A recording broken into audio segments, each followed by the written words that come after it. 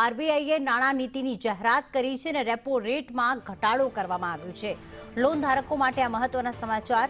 Repo રેટમાં 25 basis પોઈન્ટનો ઘટાડો કરવામાં આવ્યો છે અને હવે રેપો રેટ 5.25% થઈ ગયો છે। લોનના ઈએમઆઈમાં પણ તેના કારણે ઘટાડો થશે। આરબીઆઈની આ મોટી જાહેરાત 3 દિવસ સમગ્ર મીટ ચાલી અને ત્યારબાદ આ જાહેરાત કરવામાં આવી છે। મોનેટરી પોલિસીની આ જાહેરાત 25 બેઝિસ પોઈન્ટનો ઘટાડો રેપો રેટમાં કરવામાં આવ્યો છે। તો લોન ધારકો માટે આ સારા સમાચાર, કારણ કે લોનના ઈએમઆઈ હવે ઘટશે।